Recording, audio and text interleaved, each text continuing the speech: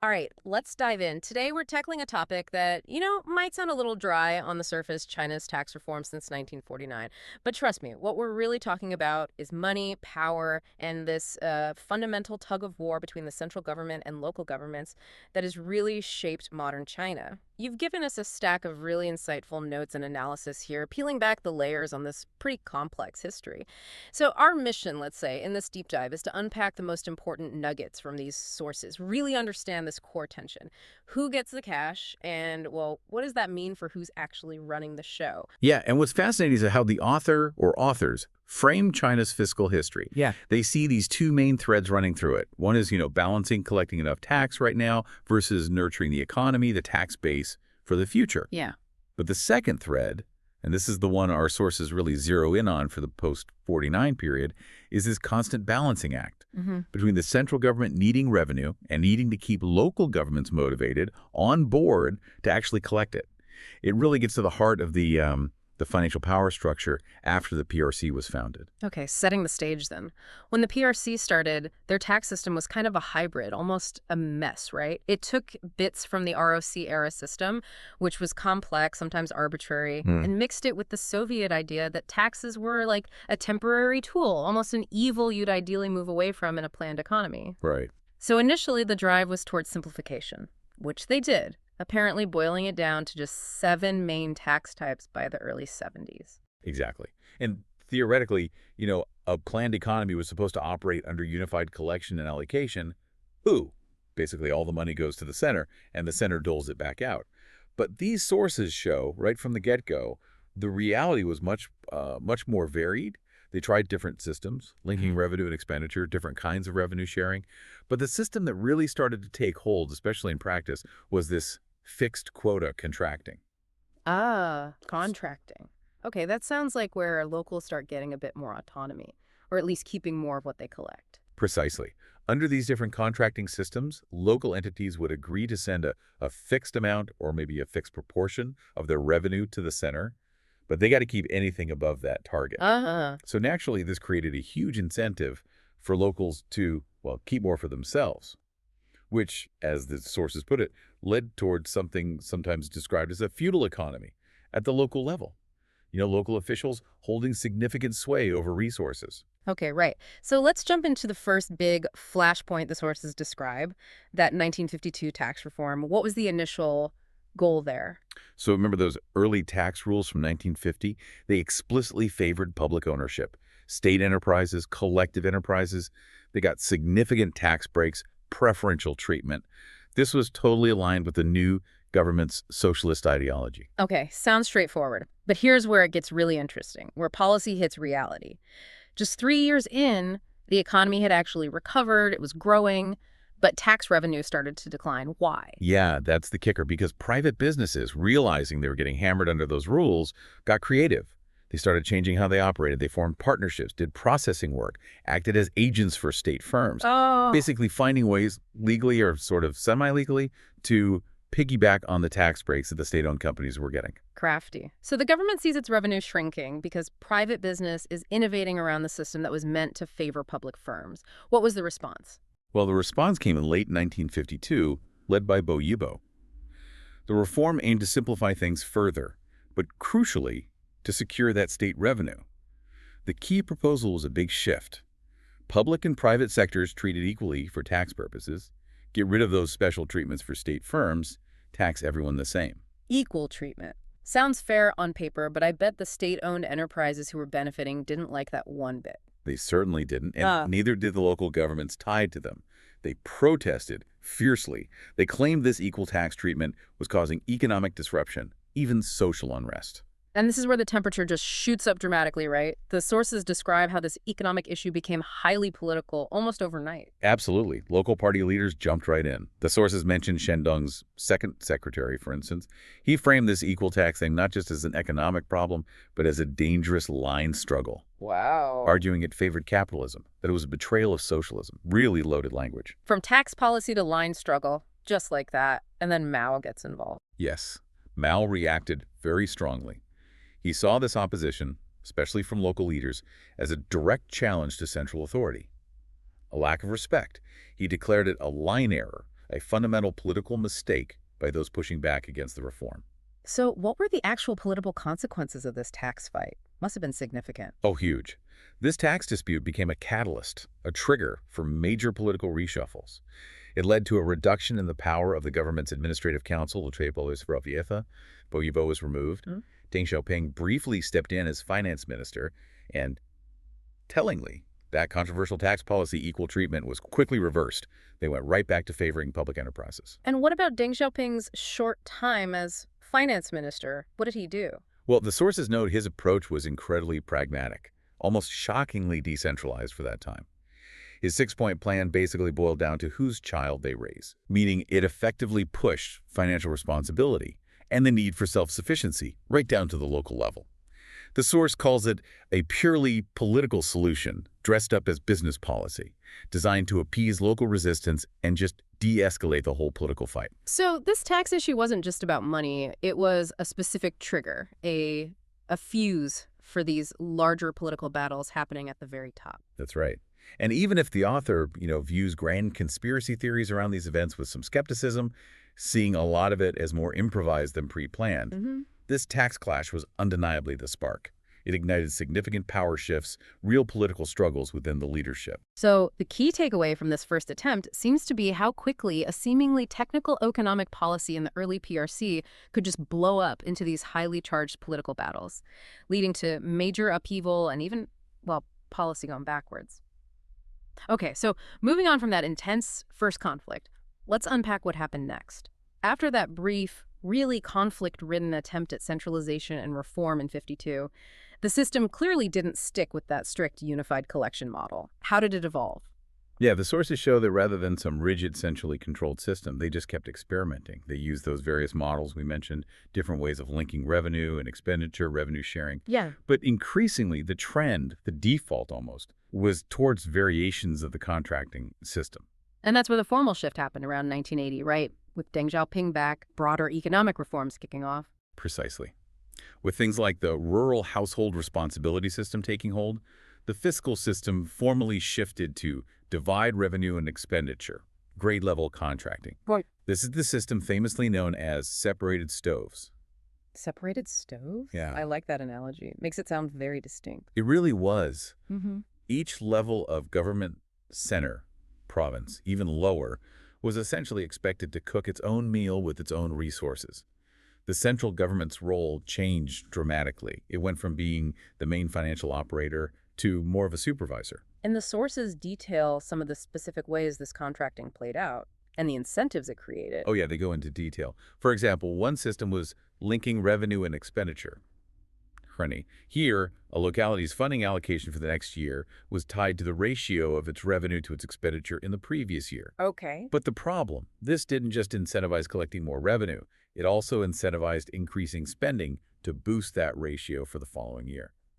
Right. So spending more actually helped you get more allocated later. Exactly. The source describes this as whipping the fast ox. High revenue, efficient provinces like Shanghai, they ended up suffering under really high remittance quotas, while provinces that spent a lot, even if they had lower revenue, benefited from the allocation formulas. So being fiscally disciplined actually hurt you under that system. That's a perverse incentive. Totally perverse. Another core model was fixed quota contracting. Here, a province would remit a fixed amount or proportion to the center, keeping the rest. The sources use the Shanghai example again. Shanghai had this massive fixed remittance quota up to a very high threshold, but then they got a 50-50 split on any revenue above that, which just starkly showed how fundamentally important Shanghai's revenue was to the central government's ability to even function. Right. So these systems created powerful incentives for localities to maximize what they kept. This era also saw changes for state-owned enterprises, didn't it? The SOEs. Yes. This period included the profit handover to tax reform, Yeah. moving SOEs away from just handing over profits towards a more standardized tax system, sort of bringing back that idea of enterprises paying tax. And overall, the number of tax types increased significantly, from just 7 to 20 by 1992, effectively reinforcing the idea that different entities, public or private, all paid tax in some form. Now let's look at the results of this separated stoves era from roughly 1980 to 92. What happened to the overall fiscal picture? the money. The sources paint a very clear picture. They call it two declines and two rises. First, overall fiscal revenue as a percentage of GDP, it declined significantly. The state was collecting less of the total economic pie. Okay. Second, and this was crucial for the central government, its share of that shrinking pie plummeted. Central government revenue as a percentage of total fiscal revenue fell sharply from over 54% in 1980 to just over 31% in 1992. Wow. From controlling over half the money to less than a third. So what rose? Well, enterprise revenue rose as SOEs started keeping more profits under the reforms. And dramatically, local government disposable revenue rose substantially, growing at over 20% annually, according to the source. Locals were flush. That sounds great for local governments, maybe spurred development. But what did it mean for the central government? It created a dire situation. Yeah. Just unsustainable. The central government faced budget deficits most years. Yet they were still responsible for funding critical national priorities. The military, border defense, supporting poor regions, major national infrastructure projects. These weren't things local governments were really equipped or, frankly, incentivized to fund. So how did the center manage when they were so cash-strapped? They resorted to increasingly desperate measures. They relied heavily on creating new funds and charges, essentially fees to compensate for tax, creating these non-tax revenue streams the center could control. But more revealingly, the sources describe instances where central leaders had to make personal appeals, literally borrowing money from local government. Borrowing from their own provinces. Yeah, with no clear plan for repayment. The sources use this poignant analogy: a parent without milk having to ask their children for help. It just starkly illustrates how weakened the center had become. Wow. That really highlights the shift in power. And how did the local governments get so rich and, well, resist sending money up? The sources detail their strategies, right? Yes, these sources are great on the local countermeasures. Several tactics. One was don't stand out, deliberately slowing down revenue collection or reporting lower numbers to avoid getting hit with higher quotas or remittances next year. Playing it cool. Exactly. Another was dig deep, creating local enterprises or investment companies, giving them tax breaks, effectively hiding wealth within entities controlled locally away from the center's reach. So they were building their own local piggy banks off the books. Pretty much. Then there was small autumn harvest. This involved reclassifying revenue, shifting funds from within budget revenue, which had to be shared or remitted, to outside budget funds, which locals could keep entirely. This outside budget category grew enormously, apparently including intentionally miscategorized income. Intentionally miscategorized? That sounds like active resistance, not just finding loopholes. Oh, it was. And finally, they would build high walls, developing local industries, often redundant ones, and using administrative power to create local protectionism, restricting goods and businesses from other provinces. This led to serious economic fragmentation. It prevented a truly unified national market from forming. So, putting it all together, what was the overall outcome of this separated stoves era from the central government's perspective? Well, while it undeniably spurred local economic development, especially in some coastal areas, from the center's viewpoint, the costs were immense. The sources argue they outweighed the benefits. It severely weakened the central government, fiscally and politically.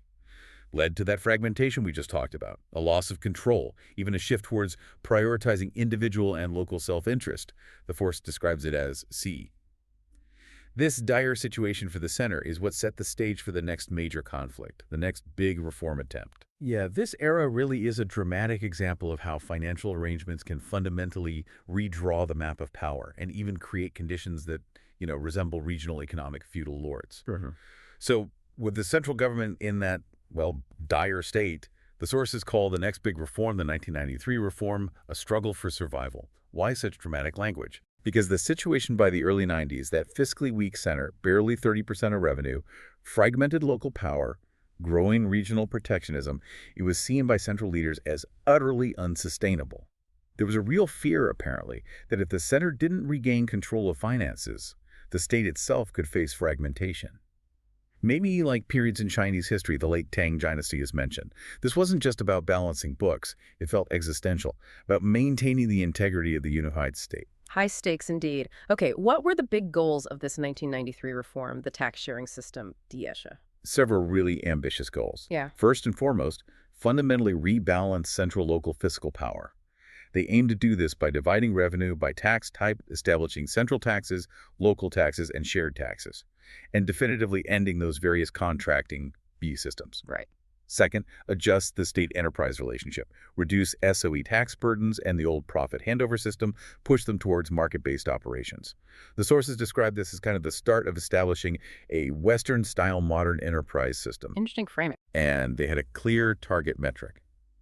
The center aimed to control around 60% of total national revenue, a huge jump from that 30% level. And this was all happening in 93, right after Deng's southern tour, during a pretty chaotic economic period. Yes, the context was not ideal. It was a time of economic overheating, rising inflation, financial disruption.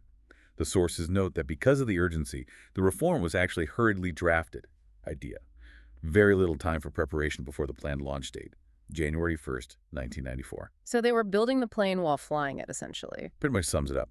The process involved important theoretical work first, like the Report on China's State Capacity, which explicitly argued for strengthening the center's role, especially fiscally.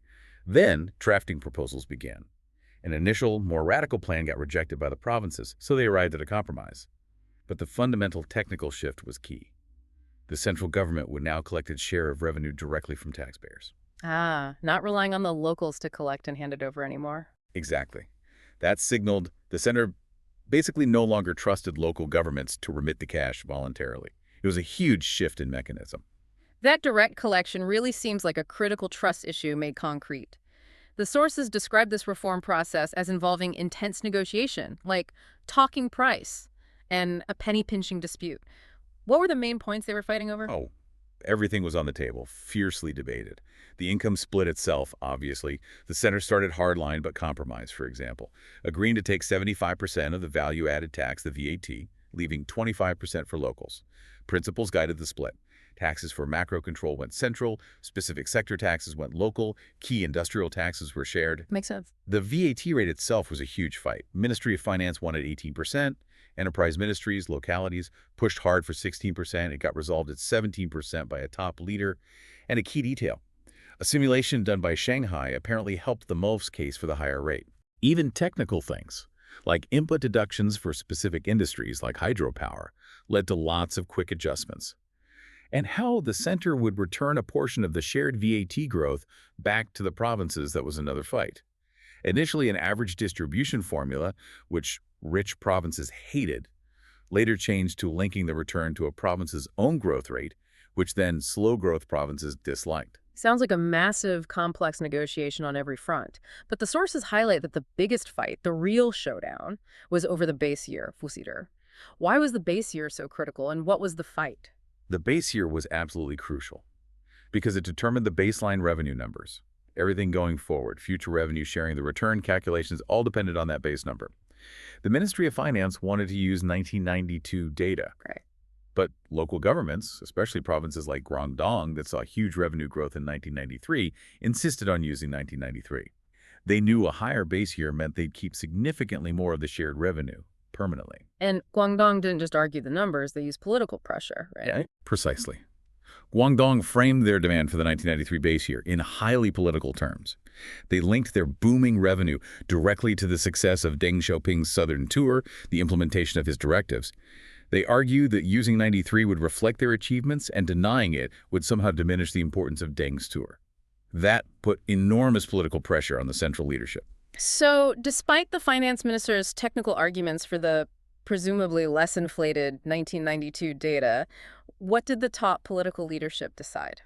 In late September 1993, despite strong reservations from the Ministry of Finance, the political leadership decided to concede.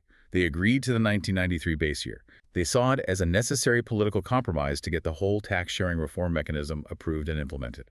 The political urgency of re-centralizing power trumped the technical concerns about the base year figure. And here's the truly dramatic detail. This decision came late in the year, September 29th. What did that give the provinces just enough time to do before the end of 1993? It gave them just enough time to do something truly extraordinary, almost audacious. Knowing their 1993 revenue numbers would now be their permanent baseline for future sharing and returns. Local governments launched massive, mobilized efforts to inflate the base year, literally padding their revenue numbers like crazy in the fourth quarter of 93. Padding how? The sources describe just astonishing, astronomical reported growth rates in revenue, like over 800% growth in Jiangxi, in a single month. 800%. Yeah. This wasn't accidental accounting errors. It was a widespread, organized campaign supported and directed by local officials across the country. Unbelievable. How did the central government react to this blatant padding? Could they stop it? They tried. They sent out inspection teams. But they found it incredibly difficult. The padding was so widespread, so systematic, sanctioned locally. Central inspectors were often just outmatched or stonewalled.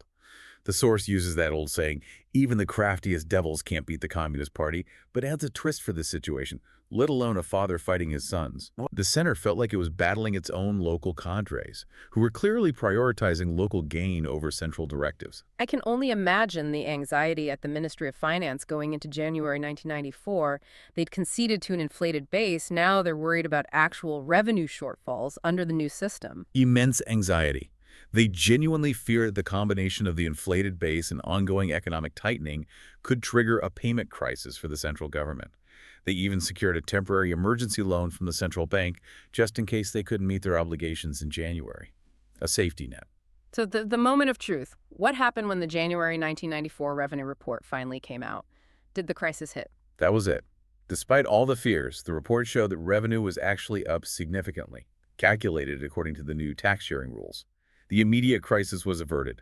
The sister itself, despite the flawed base year, was generating more central revenue than the old contracting system had. The emergency loan was quickly repaid.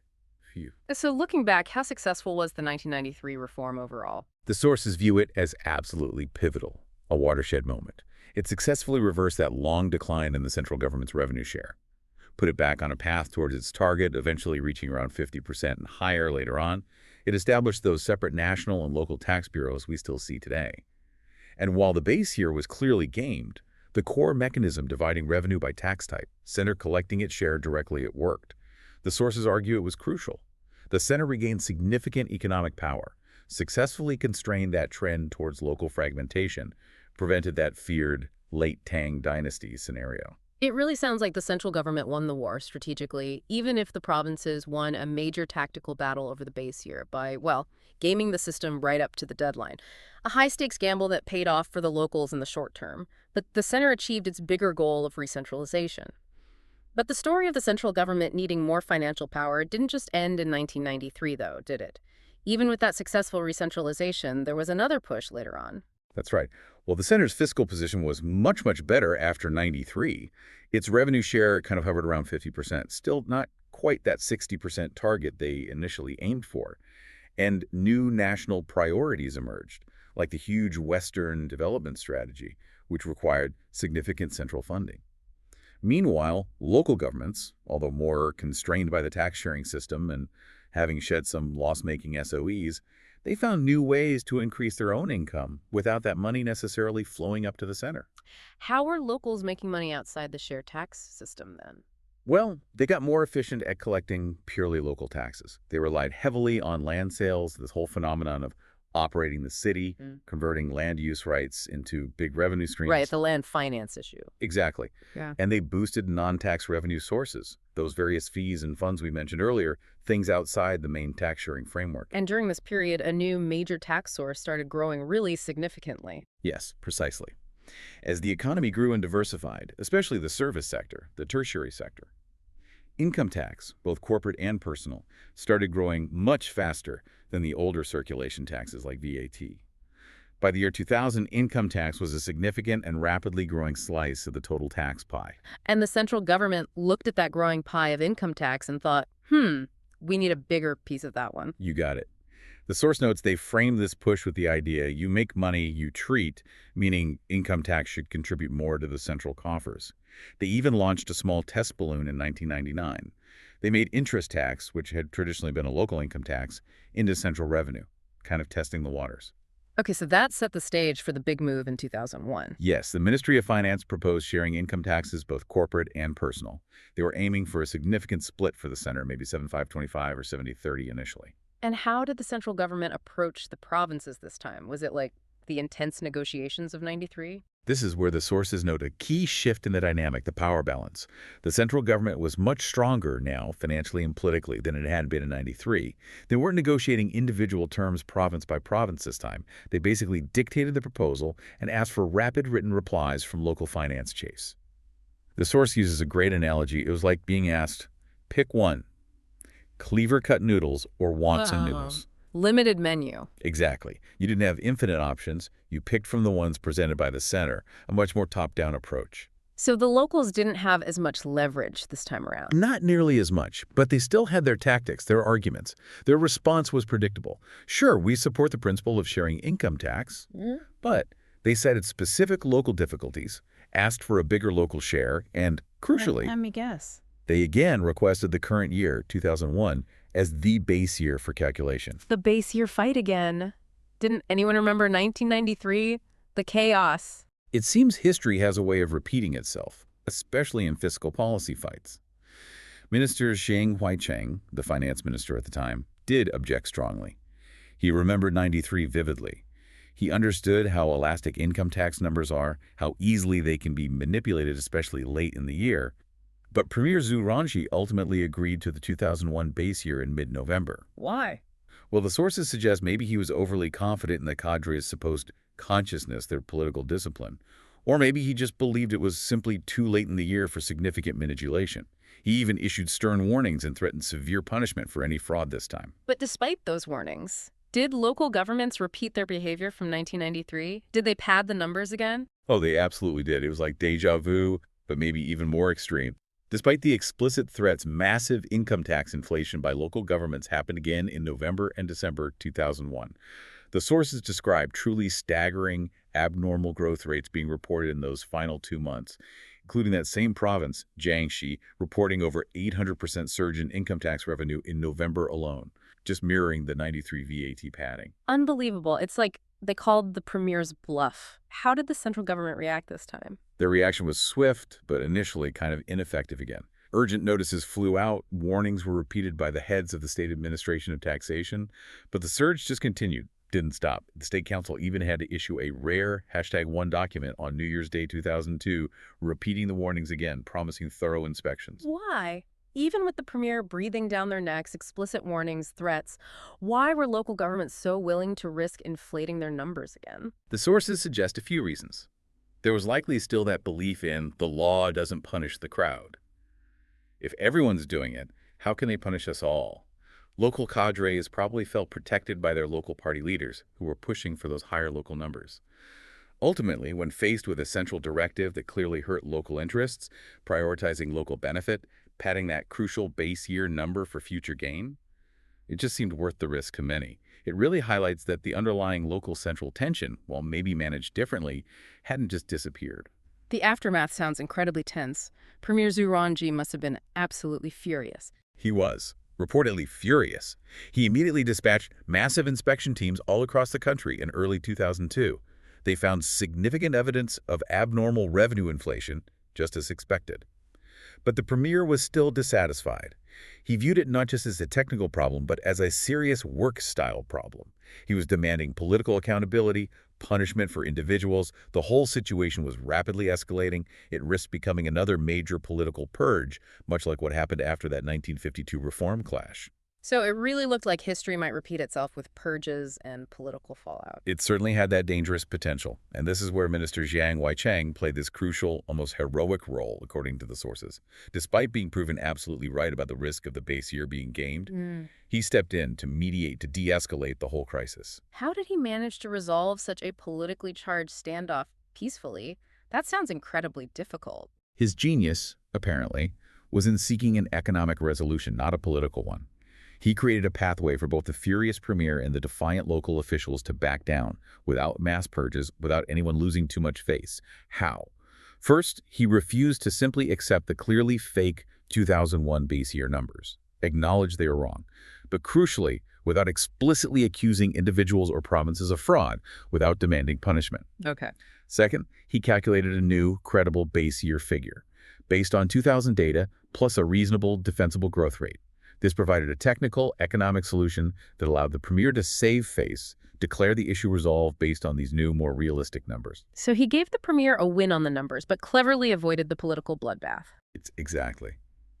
He also presented multiple detailed proposals which showed diligence, bought time for tempers to cool down. He timed the presentation of his solutions strategically, apparently during an inspection tour. And, crucially, He handled the final negotiation meeting with the local finance chiefs very carefully. He avoided putting incriminating details in writing, which left them flexibility to explain the new lower base number back home to their own local party leaders without having to explicitly admit central fraud or punishment. Very skillful diplomacy.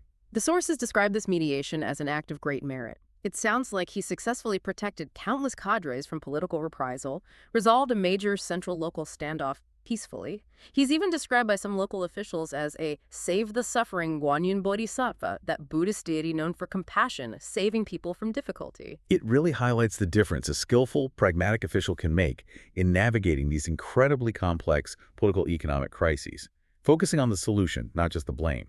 Okay, looking back now at these three major reform attempts we've discussed, 1952, 1993, and 2001, how do the sources compare them? What's the arc?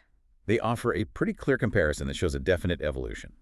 1952 started as an economic problem, quickly turned into a bloody political struggle, led to policy actually going backwards, significant purges, very costly, 1993.